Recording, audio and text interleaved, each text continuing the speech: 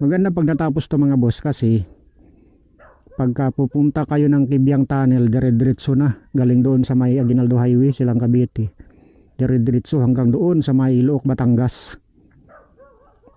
At maraming kabuhayan ng mga tao dito kapag natapos, kasi mga lupa nila dito maraming tanim, saging, mga prutas. Diretso na sa highway na diretso. Kaya lang sa part ng Indang, Alfonso, Maragondon, Bailin, yun ang mga part putol-putol, hindi pa tapos. Na-vlog ko na yun nung nakaraan. Gusto ko i-update ulit ngayon tong taon na to, kung ano ang development sa mga putol-putol doon na di pa natapos. Sound check, sound check. So tayo mga boss ay mag-vlog, mag-update tayo ng Cavite Swiss Road. Dito tayo nag-start ng video sa may Toyota Silang Cavite, para kung hindi nyo pa alam, para sa hindi nakakaalam kung saan banda ang Cavite Swiss Road, saan yung entrada niya. So magmula dyan sa may Toyota Silang, tatakbo kayo ng wala pang isang minuto. Wala pa isang minuto, marating nyo na ang entrada nitong Cavite Swiss Road. Ito ay Aguinaldo Highway papuntang Tagaytay. Yan lang, sunahan konti ang entrada ng Cavite Swiss Road. Pumunta na ako nung isang araw. Problema, ang pangit ng video ko kasi sobrang silaw ng araw. Alas 5 ng hapon pero mataas pang araw dyan. Grabe, napakasilaw. Lalo alas 4, alas 3, di pwede mag vlog dito ng mga ganong oras. Stress alas 4, grabe silaw ng araw dito. So paalala pala mga boss, mga sir, mga madam, mag-ingat kayo sa part na to, Cavite Swiss Road, dahil marami ng aksidente dito. Tuwing daan ko dito, bihira lang ang daan ko dito na wala akong makitang aksidente. Nung nakaraan kong daan dito, Putsi, yan o, dyan sa muna meron nakaparking dyan na sasakyan, meron dyan na na-aksidenteng kotse. Minsan naman sa balita sa TV, na panood ko sa balita sa TV. So ito si Bossing, umark lang, umihi. Basta dito, itong kahabaan na to hanggang doon, kasi pagpasok mo dito siguro sila bumubuylo, nabuylo sila. Kasi nga mapasarap ka ng takbo, gawa ng maganda yung kalsada. Tapos yan, pangit yung asfalto. Yung talaga asfalto niyan, pinakaayaw ko sa lahat ng asfalto niyan. Alam mo kung bakit? Naging kanal yung gilid ng kalsada. Siguro yung kotse na out of control, umabig dito sa gilid, ay malalim yung gilid niyan, sumabit na yung kabilang gulong, laglag na. Kasi pagka napabuylo ka dito at sumabit ka dyan sa malalim na yan magwigil na ang gulong mo dyan So yan talaga ang ayaw na ayaw ko sa asfalto. Kasi yung magandang kalsada pumapangit. Kaya gaya ganyan, hindi ka malaya tumabi dyan. Kita mo yung tumatabi niyan, mga tumatabi, tabingi na yung sasakyan, tabingi na kasi nga malalim. Kahit motor o kahit pa bisikleta, hindi ka malaya duman sa gilid kasi parang naging kanal na. Tamo, ang lawak pa sana doon naging ano na, kanal na. Imbis yung malapad yung kalsada, malapad ginawa nga, lumiit siya ngayon, gawa ng asfalto niyan. Nagiging kanal yung gilid ng kalsada. Mahaba pa naman to, inaspalto na to. Kung tutuusin, hindi dapat asfaltuhin kasi matibay na yung simento na yan matibay na yung simento, matagal yan bago masira. Basta hindi substandard. Siguro paraan yan ng mga buhaya, asfaltuhin, kasi ang unang nabakbak tong asfalto. Pagkabakbak ng asfalto, damay-damay na pati simento. So siyempre pira na ulit yun. tira na ulit yung mga buhaya. Ay nako po.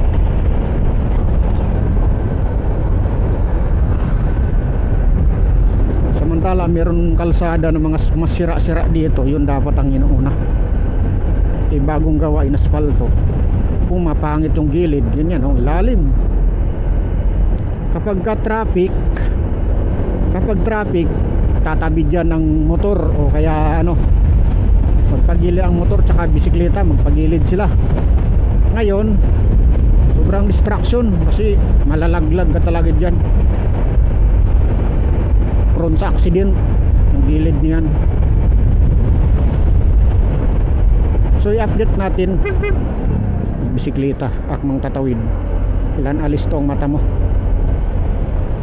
So dito na tayo sa intersection ng Crisanto de los Reyes, pakaliwa papuntang Skyruns, tumbok niya Skyruns. Pakanan naman papuntang General Trias at papunta na doon sa expressway papuntang Maynila. So tayo diretso tayo. Ang oras ngayon ay impunto alas 7 ng umaga, March 3, 2026. Ba? Pangatlong buwan na mga boss. 9 months na lang, Pasko na naman. Pusang gala niyan, ang bilis ng panahon. Nakapangatlo na agad ng buwan. So yan mga boss, kahit may nasundan kayo dito kapwa motor, mag-ingat kayo mga boss, kasi meron yan nakasabay ko galing doon sa entrada nung nakaraan. Ganyan siya, walang pasabi, kakabig sa kanan, kakabig sa kaliwa, walang signal. Ngayon muntikan na ako kasi biglang kumabig sa gitna ng walang pasabi, walang signal light, diba? Meron kasi iba na kakalimot bago pa mag-change lane, nakakalimot sila mag-pindot ng signal light. Meron naman iba, siguro baka sadyang sira ang kanilang signal light. So ipaayos nyo mga boss kung may sira kayong signal light. At saka magsinyas na lang kayo sa kamay. Tapos dito, meron dito pumasok ng isang araw. Grabe silaw ng araw dito. Napabrik ako ng todo, kumiyaw yung brake ko. Masisilaw ng araw, palabas na pala yung kotse. Hindi ko na in-upload kasi ang pangit. Grabe silaw ng araw. So ngayon, ako ngayon nagdahan-dahan ako ngayon. Update lang tayo, siguro mga 30 minutes, mga less than 1 hour, kasi malapit lang yung pakay natin. Sa dulo kasi nito meron ginagawang tulay sa may Indang Cavite. Paglagpas mo ng kay Quit Street at patawid doon sa may kay Tambog Street, Indang Cavite, meron dyan tulay ginagawa. Last update ko November, siguro December, siguro mga 3 to 4 months na nakalipas. So pinuntahan ko na ng isang araw, i-videohan ko lang ulit kasi yung pangit ang kuha ng silaw ng araw. Sa 3 months, yun pa lang yung nagiging development. So ngayon pakita ko sa inyo mga boss, update lang kung bago. Ito, may campsite dyan papuntang Pangil, Barangay Pangil. Merong campsite dyan. Napuntahan ko na yun dati, kaya lang hindi ko na i-vlog. Sunod balikan ko i-vlog ulit, hindi ko na upload. So ito dati mataas to, ay meron natambay din dito, Pangil Bridge to. Maganda dyan, dumungaw, titingin din sa baba, gandang view. Kung di lang kayo lulain. So update na rin tayo mga boss sa ating dapat doon pa lang sa entrada kanina. Update na rin tayo sa ating vlog, sa ating channel.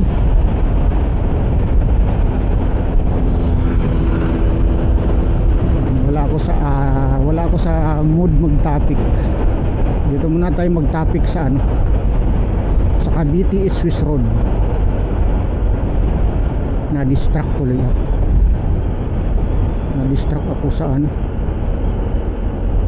na out of focus kanina sa pag ano ko dun sa asfalto. Yan, kagaya nito wala pang asfalto, maganda, kabilaan maganda. Halimbawa nagkataon na traffic, kasi hindi maiwasan may pagkakataon traffic, crowded, kahit pa bypass road yan may pagkakataon traffic, may time na traffic. So yan development dito bago yan oh. Meron dito pinantay, parang gagawin yata ano ito, commercial or gagawin ano, pabahay. Meron pabahay dito eh. Maswerte talaga ang may pera, kabili ng property dito. Gandang spot ang negosyo. Yan, lot for sale. Ito yung sinasabi ko, pagka walang asfalto maganda gilid, kasi malaya kang tumabid dyan, motor o bisikleta, malaya kang dumaan sa gilid. Maano lang siya, malikabok. Kapag asfaltuhin to, mangyari useless na naman ng gilid niyan, magiging kanal niyan lumalim. So sana dito wag nang galawin, wag nang asfaltuhin, kasi pag inaspalto pa to, papangit na naman yung gilid niyan, maging useless na naman yan. Prone sa accident pa kamo yan. Alam mo bakit? Pag napasubra ng kabig ang four wheels, sasabit ang gulong, malaglag yan. Lalo yung iba minsan nagpapatulin, nasubra ng kabig o kinulang ng kabig, sumabit sa lalim, malaglag yung kabilang gulong sa ano, gilid. Di yun, prone sa accident. So ito na, pakanan papuntang bayan ng Indang. Pakaliwa naman ay tumbok niya ang Tagaytay flyover. So tayo diretso lang. So dito meron nagja-jogging. So pagka umaga pala, ay sabagay alas 7 na kasi, 7:07 eh. Siguro pag mga alas 5, alas 6 meron jogging dito. Pero meron natambay dito ng four wheels.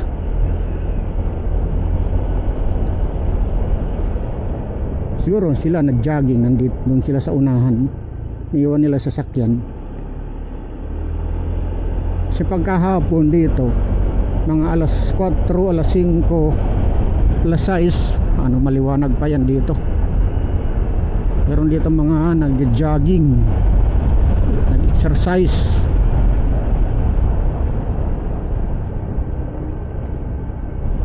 May mga bata naglalaro.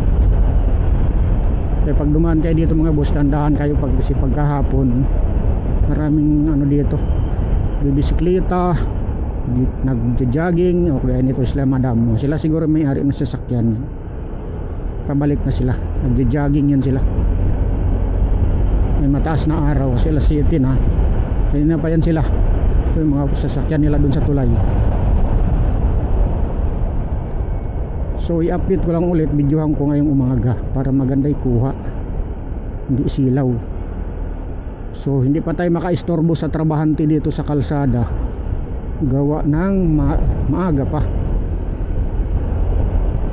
Sayang tuloy na dubli ang aking vlog. Dahan-dahan tayo.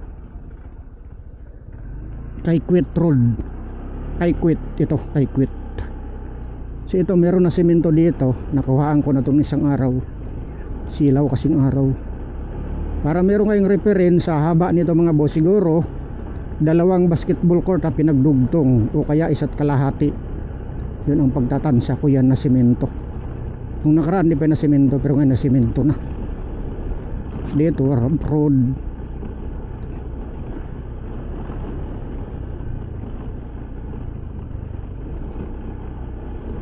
So yan ang development dito mga boss. Matagal na ito ginawa, itong Cavite Swiss Road, hindi pa rin matapos-tapos. Alam nyo na ang dahilan, nasa listahan to ni Saldico, number 1 sa listahan doon sa isang PIDS, itong Cavite Swiss Road, kaya hindi siya matapos-tapos. Kontrobersyal na kurakot.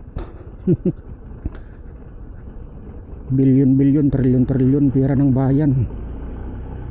Ang daming kalsada matatapos sana kung hindi dahil sa mga buaya. Pusang gala na yan. So videohan ulit natin mga boss. Dito lang tayo kasi matarik na dyan. Kaya naman bumaba kaso disturbing na tayo. Ay ano dyan.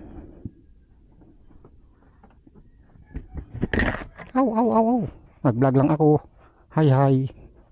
Shout out. Shout out ka aso.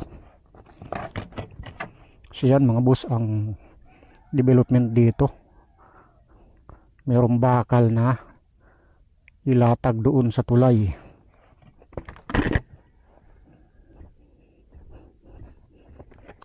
Tapos dito banda medyo matarik siya.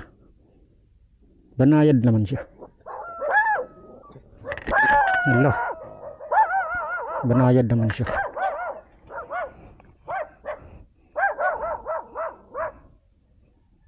Storbong aso.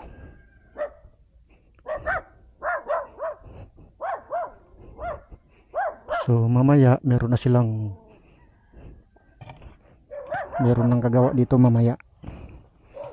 Alas City pa lang eh.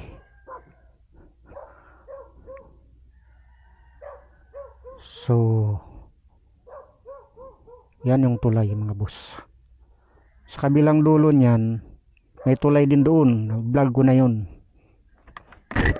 Na-vlog ko na ito hanggang doon sa Looc, Batangas. Maganda pag natapos to mga boss kasi pagka pupunta kayo ng Kibyang Tunnel, dire-diretso na galing doon sa may Aguinaldo Highway, Silang Cavite. Dire-diretso hanggang doon sa may Looc, Batangas. At maraming kabuhayan ng mga tao dito kapag natapos. Kasi mga lupa nila dito, maraming tanim, saging, mga prutas. Diretso na, sa highway na diretso.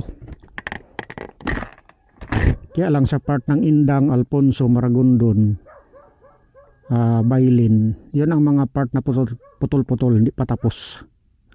Mas mahabang parte ang di natapos dito sa part ng Indang, Cavite. Sa part ng Alfonso, medyo maiksi na lang dyan. Ay, Alfonso. Ay, oo nga. Alfonso, Indang Alfonso Road yata yun.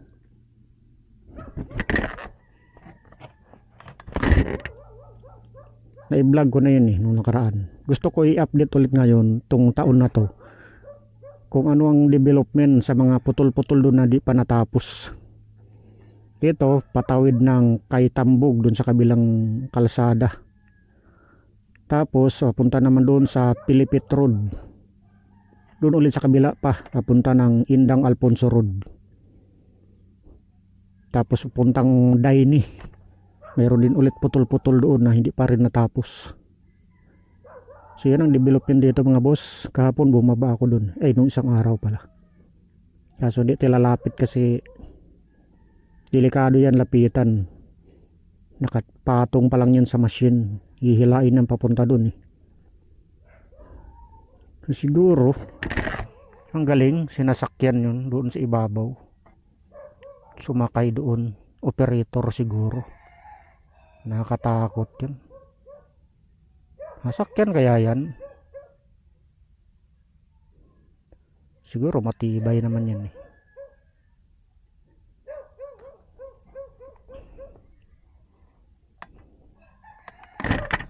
Pag yan madiskarir, nako. Nakatakot. So tayo babalik na mga boss. Sinaglit lang natin in-update. Blinag ulit. Nung linggo dito ako eh. Yan ang kapal ng gilder oh.